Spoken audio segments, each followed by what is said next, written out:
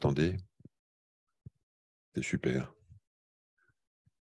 Alors, je crois qu'il est temps, hein. On a été rappelé par Julie sur le fait qu'on commence cette matinée sur la thérapie génique. Donc, merci à tous ceux qui ont bien voulu venir nous enseigner sur la thérapie génique. On est content, nous, en tant que filière, essentiellement cliniciens, mais pas que, de savoir de quoi il retourne, comment est-ce qu'on pourrait prendre des idées pour pouvoir appliquer ça dans les pathologies dont on s'occupe et qu'on connaît bien, les pathologies, mais pour lesquelles il n'y a pas beaucoup de thérapie génique pour le moment.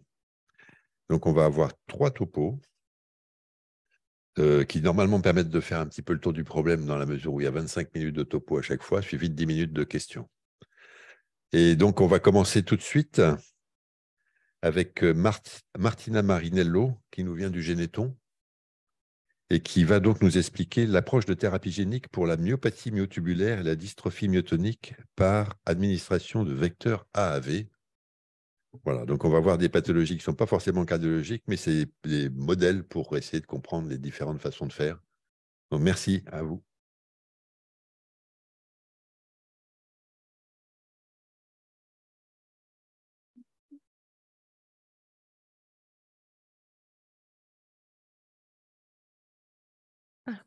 Bonjour à tous. Moi, c'est Martina Marinello. Je suis chargée des recherches et développement à Généton. C'est un institut de recherche fondé par l'AFM Téléthon il y a plusieurs années. Moi, aujourd'hui, je suis en substitution de ma chef, le docteur Anna Bougibel, qui malheureusement n'a pas pu être parmi vous aujourd'hui, étant donné qu'elle, c'est l'expert de la myopathie myotubulaire et la dystrophie myotonique. J'ai préféré vous présenter quelque chose que je maîtrise un peu plus parce que c'est dans mon domaine des recherches et ainsi vous faire une overview sur la thérapie génique en général. Et donc, le titre, ça va être un petit peu différent. Okay. Donc, je vais parler de la thérapie génique par vecteur AAV et je vais faire mon focus sur 3 approches thérapeutiques que je vais vous détailler. Donc, la première chose, pour appliquer la thérapie génique, donc en thérapie, il faut trouver un moyen pour faire la thérapie. Donc, dans le cas d'une maladie, la première chose qu'il faut repérer, c'est la cause. Et donc, la cause, dans le cas de maladies neuromusculaires, par exemple, que c'est le domaine dont l'application de la thérapie génique est la plus répandue, il faut identifier le gène qui est à la base de la maladie et dont il y a une mutation. Une fois qu'on a identifié le gène qui est muté, on peut investiguer sur les conséquences de la mutation de ces gènes au niveau cellulaire et au niveau du corps en entier. Ça va nous permettre en fait de voir les interactions de la protéine, par exemple, qui est générée à partir de ce gène muté et ces interactions et trouver les pathways moléculaires, les processus moléculaires qu'on pourrait cibler pour tenter de corriger, ou en tout cas réduire les manifestations cliniques de la maladie. Une fois donc qu'on a fait cet exercice, on peut y utiliser en fait des modèles in vitro comme des cellules, ainsi que des modèles animaux pour tester une approche thérapeutique que nous avons designée. Ça va nous donc permettre d'avoir des premiers retours sur notre hypothèse du départ et à la fois aussi de pouvoir screener plusieurs approches. Évidemment, en vitro, on peut faire plus de screening qu'en vivo. Aujourd'hui, la réglementation, elle est beaucoup plus contrainte par rapport à il y a quelques années. Donc, par rapport à la thérapie génique, si on veut avoir une vision d'ensemble, il y a 2 principaux types d'approches par thérapie génique. Une approche ex vivo. Qu'est-ce qu'on fait? On récupère les cellules malades du patient ou du donneur. On va les modifier par l'utilisation d'un vecteur que je vais vous détailler dans les prochaines slides et on va réinjecter ces mêmes cellules chez les patients. Et ça s'appelle la thérapie ex vivo parce qu'on reprend les cellules, on les modifie, on les réinjecte. Autrement, il y a un deuxième type d'approche, que c'est l'approche en vivo. Donc, on va directement injecter chez les patients la thérapie génique, le virus qui devrait amener un gène fonctionnel qui devrait remplacer, corriger le gène qui est muté chez les patients. Donc, les bases en fait de la thérapie génique sont celles de corriger, donc réparer, remplacer ou bien de réguler une fonction du gène qui à cause de la mutation n'est plus capable en fait de produire par exemple une protéine fonctionnelle et par conséquent amener à des dysfonctions chez les patients. Il faut que la thérapie génique en soi soit quelque chose de durable dans le temps, afin que le gène soit substitué des factions à long terme chez les patients. Pourquoi? Parce qu'il y a des contraintes vis-à-vis de l'application de la thérapie génique via l'utilisation des vecteurs que je vais vous détailler. Donc, idéalement, ce type de thérapie, c'est une thérapie qu'on administre qu'une fois dans la vie du patient. Et donc, le but de cette thérapie, c'est de remplacer, par exemple, un gène. Non, bon. Remplacer donc un gène muté, amener un nouveau gène pour substituer en fait le manque d'activité d'un gène muté, ou bien même de arrêter la transcription et traduction vers une protéine d'un gène. Et donc, on va silencer, on fait un knockdown du gène afin qu'il y ait l'arrêt de la production d'une protéine issue de ce gène. Et en dernière, il y a un exemple aussi de gene editing que ces dernières années a eu beaucoup a pu être montré beaucoup sur la scène des types d'approches parce que c'était une vraie révolution. Je parle de gene editing par l'approche CRISPR-Cas9 où il y a vraiment des ciseaux, entre guillemets, qui vont cibler directement une portion de l'ADN afin de modifier exactement la portion d'ADN qui est mutée et à réparer. Donc, je vais vous parler donc, de l'utilisation des vecteurs dans la thérapie génique. Il y a deux principalement types de vecteurs viraux, donc issus des virus, et des vecteurs non viraux. Parmi donc, la famille des vecteurs viraux, il y a les adénovirus, les adeno-associated virus, donc les AAV, le lenti ou bien le herpes simplex virus. Comme vous pouvez voir ici dans le tableau, il y a des différences parmi ces virus qui sont le tool qui nous permet en fait de délivrer le gène médicament chez le patient. Et selon les caractéristiques de ces virus, ces outils peuvent être plus ou moins adaptés selon la maladie qu'on doit soigner.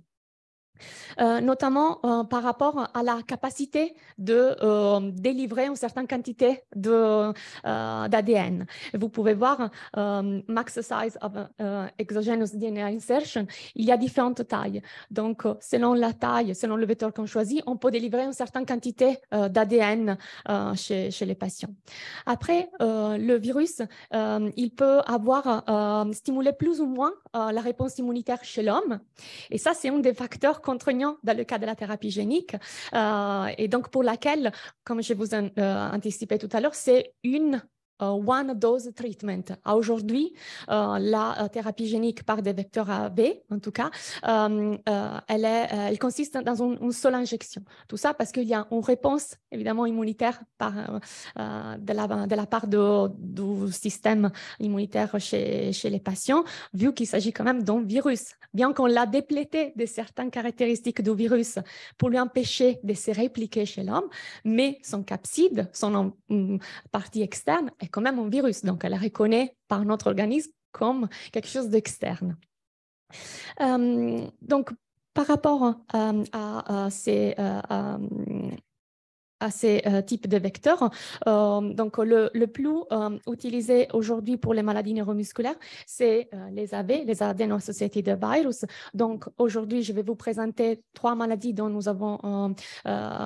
les chercheurs ont appliqué cet outil pour corriger la maladie. Mais il y a aussi des vecteurs, des approches qui ne sont pas viraux, comme l'utilisation des plasmides qui ne sont pas englobés, si vous voulez, par un virus, ou l'utilisation même des oligonucléotides pour modifier au niveau moléculaire un gène médicament. Donc, si on veut résumer cette première partie, donc, il faut que, idéalement, le vecteur puisse délivrer un gène thérapeutique à des cellules spécifiques. Parce que selon la maladie, il faut qu'on cible des cellules. Il peut y avoir des manifestations cliniques qui sont à la fois dans le cerveau, dans les organes périphériques, mais il y a des maladies dont on doit cibler plutôt les organes périphériques. Donc, il est très important en amont, la première slide que je vais vous montrer, de bien identifier quelles sont les cellules cibles pour ce type d'approche, afin de désigner une thérapie qu'elle soit le plus adaptée au traiter le patient. Il faut donc avoir après un vecteur qui puisse avoir la capacité de délivrer toute la portion du gène qu'on veut remplacer. Il faut bien préciser la quantité de matériel génétique qu'on veut délivrer dans ces cellules. Et ainsi, en fait, quel est le niveau d'expression de la protéine issue de ces gènes médicaments qu'on veut attendre pour dire oui, avec ce niveau-là, on sait qu'on pourrait soigner la maladie. Donc ça, c'est des c'est des informations qu'en amont, au cours des études précliniques, il faut bien comprendre afin d'être le plus efficace une fois qu'on va passer en clinique.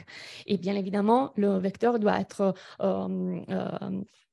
safe et toléré par l'organisme eux-mêmes. Donc, il ne devrait pas idéalement être immunogénique ou pathogène ou induire en tout cas des inflammations, parce que la plupart des maladies, en tout cas dans les maladies neuromusculaires, on a déjà un contexte inflammatoire qui a déclenché. Donc, le fait de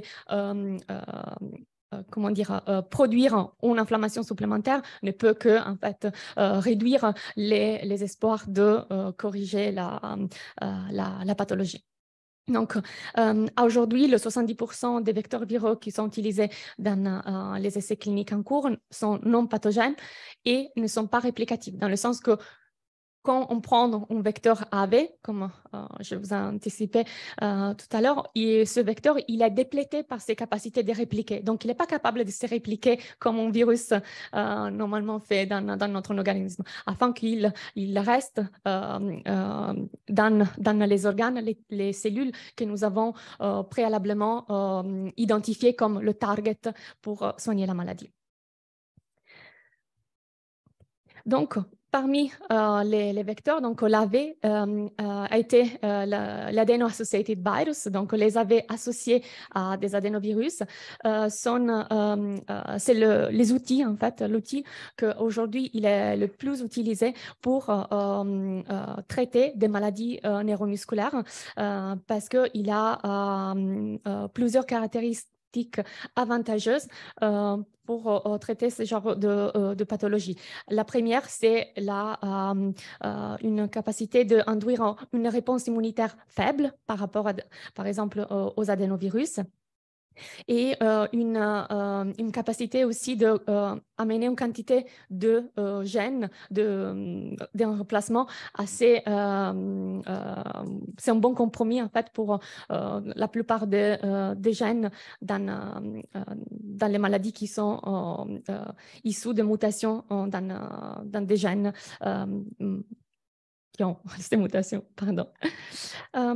Donc, qu'est-ce que c'est un adénovirus ?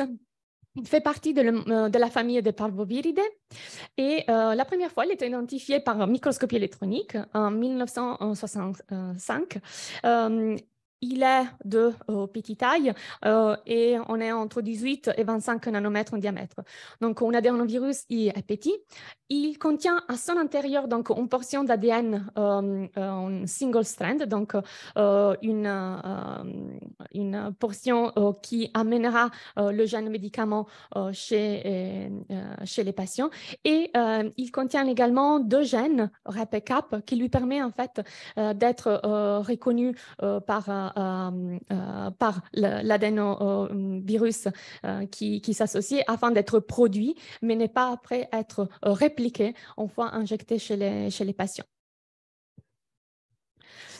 Donc, parmi les adéno-associated virus, il y en a beaucoup. Donc, ce que vous voyez ici, c'est un résumé des les sérotypes, ce qu'on appelle sérotypes d'AAV. Il existe plusieurs qui ont été identifiés chez l'homme, comme vous pouvez voir, ou chez les primates, mais ainsi aussi chez des animaux. Et qu'est-ce que c'est exactement un sérotype? Vous voyez, il y a plusieurs chiffres, 1, 2, 3, 4, 5. Le tableau, en fait, de droite, il vous résume que chaque sérotype permet, en fait, de s'accrocher à des récepteurs glycanes dans les cellules et d'être internalisé.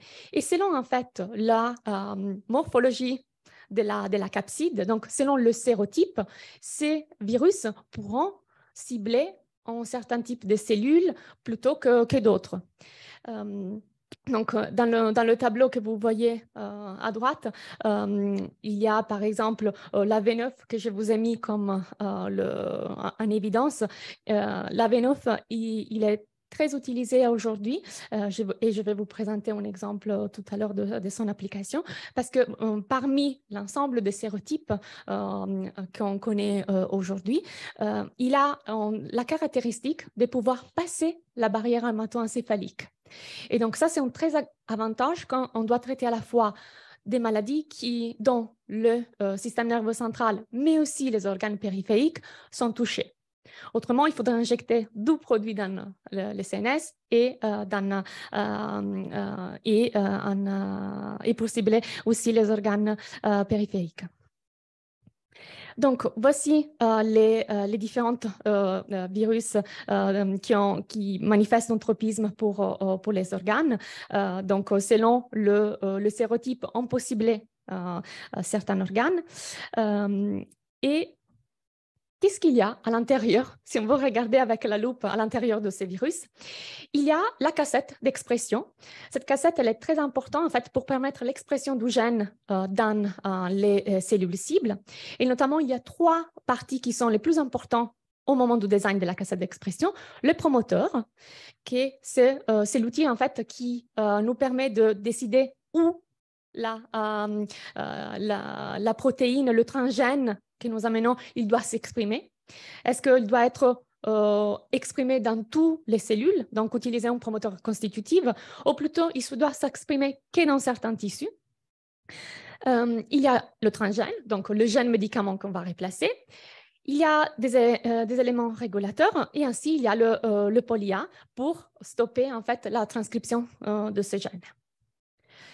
Donc maintenant qu'on a fait tout l'exercice à partir de le design de la thérapie, si on veut aller vers les patients dans le monde idéal, il y a plusieurs étapes. Et aujourd'hui, je vais vous présenter donc 3 exemples. Notamment, je vais démarrer par la spinal muscular atrophy ou amyotrophie spinale. C'est un exemple très réussi d'approche de thérapie génique. Juste pour vous donner une base de qu'est-ce que c'est l'amyotrophie spinale. Donc, c'est une maladie récessive dont il y a un cas sur 10 000 lié en fait en mutation dans le gène SMN1. Ce gène, il n'est pas unique. Il y aurait une copie aussi de ce même gène, SMN2, mais qui malheureusement il n'est pas capable d'amener une telle quantité de protéines fonctionnelles comme SMN1. Donc, dans le cas que SMN1 il soit muté, le niveau des SMN2 n'est pas suffisant pour remplacer autant la protéine mutée, ce qui engendre en fait la maladie. Et selon le nombre de copies de gènes d'SMN2, nous pouvons avoir une myotrophie spinale de type plus ou moins sévère. Notamment, la plus sévère, elle contient que 2 copies de SMN2. À cause en fait de ce manque de production de la protéine SMN, les cellules les plus sensibles à le niveau de SMN, c'est les motoneurones. Donc, qu'est-ce qui se passe chez les patients atteints de cette maladie? Il y a une dégénérescence très précoce des motoneurones qui amène, dans le cas plus sévère, à une mort, un décès des patients dès les premiers mois de vie, au maximum dans les premières années de vie. Donc ici, bon, juste pour vous montrer en fait les motoneurones, donc ils se trouvent dans la moelle épinière et dans les motoneurones qui dégénèrent sont dans la partie lombaire de la moelle épinière, et le manque de motoneurones fait qu'après il y a un manque de stimulation des muscles qui vont atrophier et que donc il amène aussi à une faiblesse musculaire qui est caractéristique de cette maladie.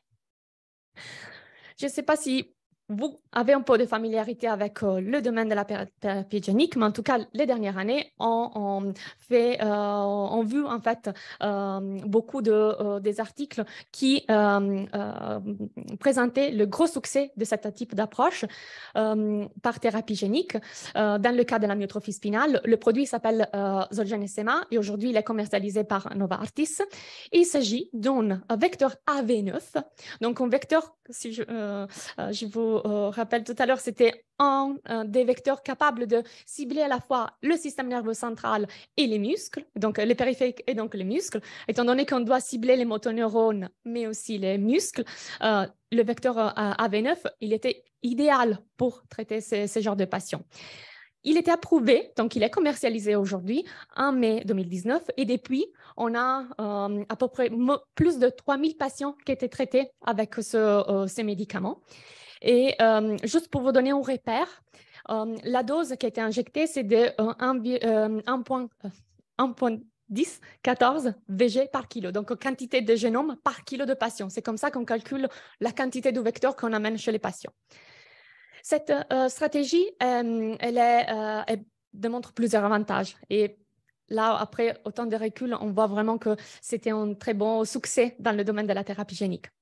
Il s'agit d'une injection systémique, une seule injection systémique. On peut à la fois donc targeter le CNS et les tissus périphériques.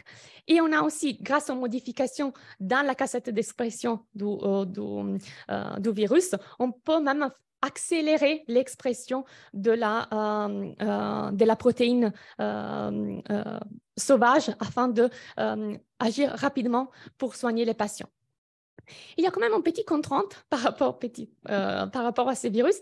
Il y a une capacité limitée, étant donné qu'on a fait cette modification dans l'AV. On ne peut pas dépasser une certaine taille.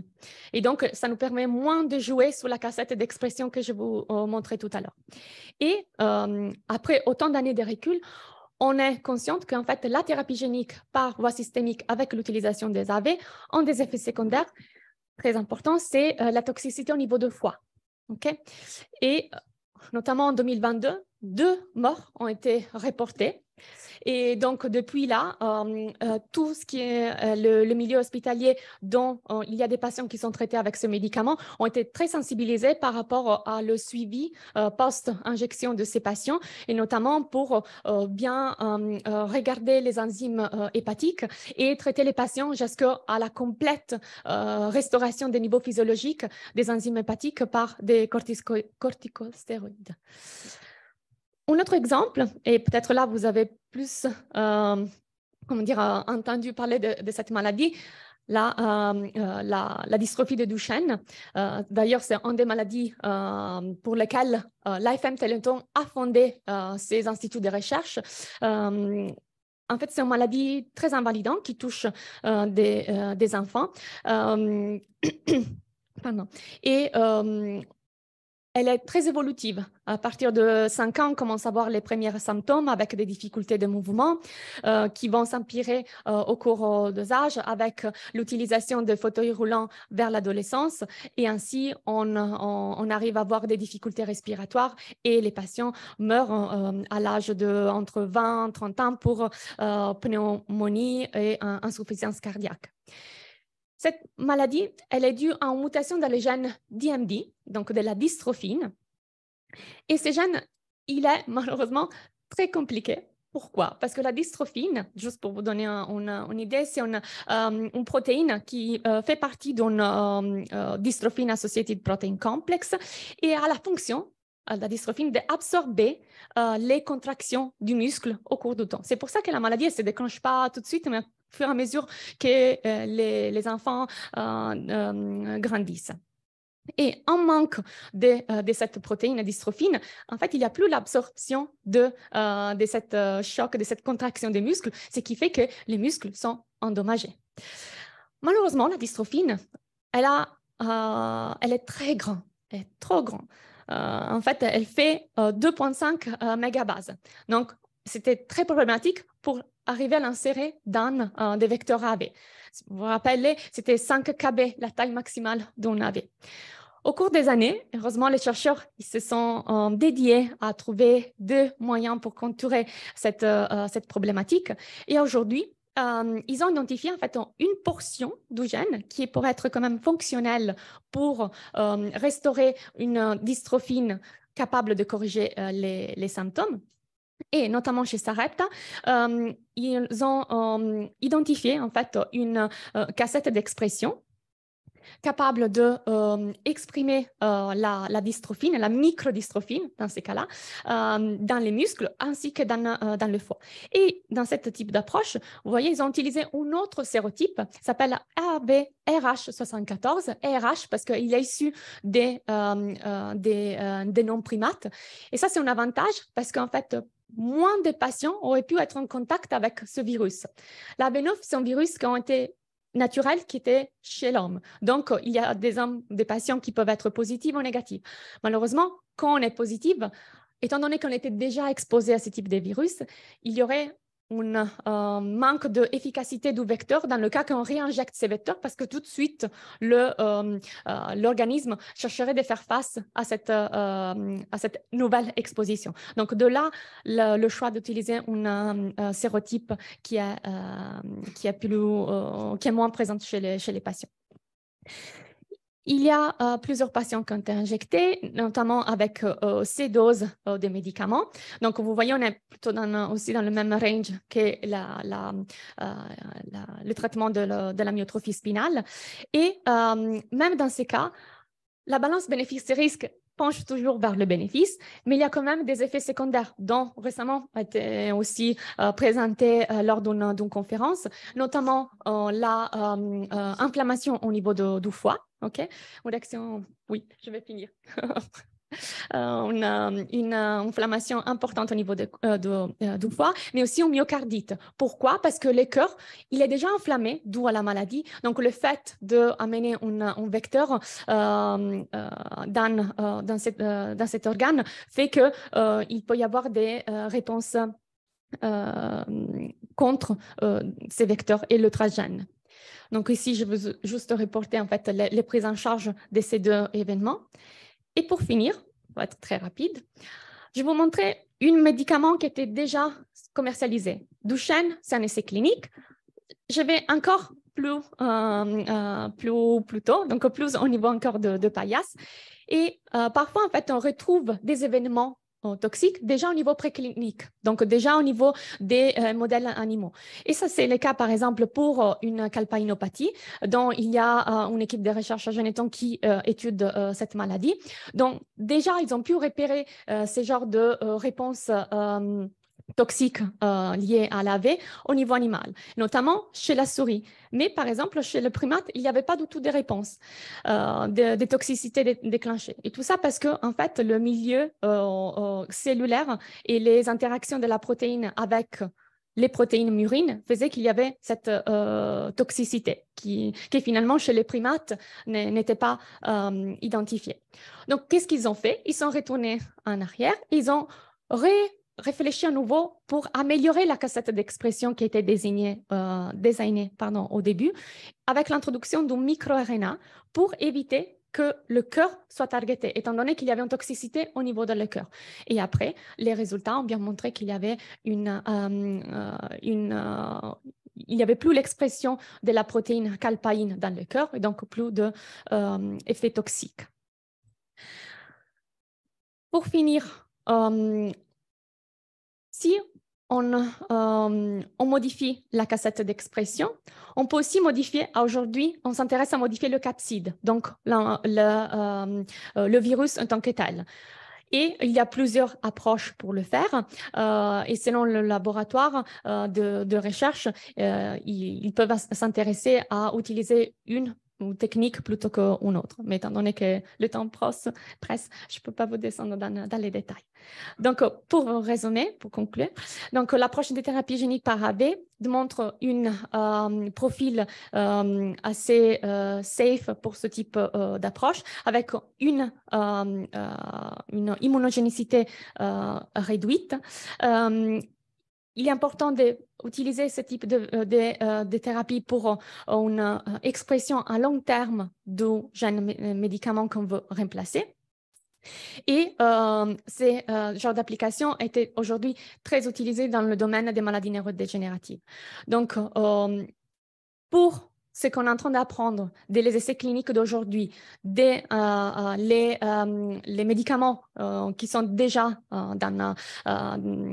commercialisés, les chercheurs continuent à apprendre et donc à réfléchir même en deuxième génération des capsides avec des améliorations au niveau de la cassette d'expression, afin d'améliorer le profil de safety de ces produits, l'efficacité, même les coûts de ce type d'approche qui aujourd'hui sont très coûteux. Donc, juste pour vous donner un exemple, Joxanesema pour la myotrophie spinale, on est à l'entour de 2 millions d'euros pour chaque patient injecté. Voilà, mais merci et désolé pour avoir pris un peu plus de temps.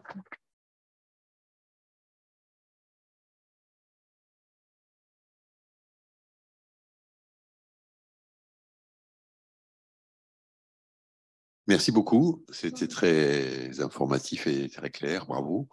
Je pense qu'il y aura quelques questions, oui. N'hésitez pas à le prévu pour interaction, donc posez toutes vos questions. Bonjour, merci pour cette présentation. J'ai des questions à propos de la toxicité. Donc, elle n'est pas liée au gène qui est exprimé, médicament, mais plutôt à l'AAV en lui-même. Parce que vous dites que ce n'est pas très toxique, mais 2 morts sur 3000 patients, je trouve que c'est quand même significatif. Et c'est pourquoi cette toxicité du foie? Est-ce que c'est parce que c'est capté par les macrophages qui après sont concentrés dans le foie, ou parce que tout ce qui est sanguin va dans le foie, ou et qu'est-ce qui rend toxique en fait? En fait, comme vous avez cité, étant donné qu'il y a une injection systémique, donc tout ça passe pour le foie. Mais on doit aussi cibler le foie parce que dans la myotrophie spinale, notamment les cas sévères, il faut aussi que l'expression de SMN, étant donné qu'elles sont protéines ubiquitaires, soit exprimée. Donc, c'est difficile de trouver la balance de bénéfices-risques. Aujourd'hui, elle penche plutôt sur les bénéfices, mais pour ce qui est de la toxicité, il y a une réponse immunitaire des cellules CD8 positives envers l'AV, envers le capside, mais parfois aussi avec le transgène, selon la maladie. Et la problématique, si vous voulez, c'est qu'elle est aussi liée à la dose, parce qu'on en injecte beaucoup. Et c'est qu'on a vu depuis ces années de recul que plus tôt on traite, moins de vecteurs on injecte, plus on a des bénéfices et moins on a des effets secondaires. C'est ça la grosse problématique. Donc pour SMA, par exemple, les mortes n'étaient pas liées à des enfants de quelques mois. C'était plutôt des enfants qui avaient déjà 2 ans, qui ont été traités plus tardivement. Et donc, fait que la dose, elle est plus importante par rapport au kilo. Et donc, même le milieu de réponse immunitaire, il est plus actif pour répondre. Et ça, c'est aussi la difficulté aussi quand on monte d'âge. si on identifie une dose au niveau préclinique, quand on passe en clinique, notamment si on doit traiter des adolescents, c'est compliqué. C'est pour ça que ces nouvelles vecteurs de nouvelles générations qu'on tente d'améliorer, c'est pour réduire vraiment la dose et qu'il soit le plus spécifique possible pour amener le gène médicament dans le bon organe et réduire la dose afin qu'il y ait moins de réponses. Moi, j'ai une question toujours sur ce problème toxique des 2 décès. Si j'ai bien compris, on a fait une injection une fois et c'est censé durer toute la vie. Exactement. Et donc, alors, cet effet toxique, il est possible qu'on l'obtienne à distance ou bien c'est forcément en aigu parce que c'est un phénomène inflammatoire qui va régresser. Et si c'est possible que ça survienne à distance, est-ce que quand on fait ça chez des enfants, on s'attend à trouver finalement des décès qui vont survenir comme ça tout au long de la vie? Alors, les effets secondaires liés à l'injection, c'est plutôt dans les premières semaines, au moment où il y a le pic d'expression. Après, on voit que le traitement par corticoïdes a pu réduire le niveau d'inflammation. Tout se passe bien. Après, vous avez cité le fait que ça devait être une injection une vie. Mais nous, aujourd'hui, on traite la plupart des enfants. Et on ne sait pas, d'ici à 10, 15 ans, ces enfants, quel type de symptômes pourraient déclencher? Est-ce que du coup, ils vont manifester une amyotrophie spinale plus réduite en termes de symptômes? Et du coup, il faudrait penser à en réinjecter. Ça, c'est un des gros challenges dont beaucoup de chercheurs sont en train d'y réfléchir. Comment on pourrait réinjecter un vecteur AAV tout en essayant d'évader le système immunitaire pour qu'on puisse à nouveau réintroduire le gène? Mais la question que je posais, c'était la toxicité au niveau du foie. Oui. Elle a été observée très tôt ou bien Oui. Dans le genre entre les 5 et 6 semaines après l'injection. D'accord, donc on peut imaginer que ça ne surviendra pas des années plus tard. Non. Voilà. Non. Okay. C'est passé. Tristan? Oui, bonjour, merci beaucoup, c'était très didactique. J'avais 2 questions. La première, c'est par rapport au tableau initial. En fait, il y avait l'insertion génomique ou l'insertion épisomale. Et donc, je n'ai pas compris. Finalement, cette AAV, c'est le transporteur.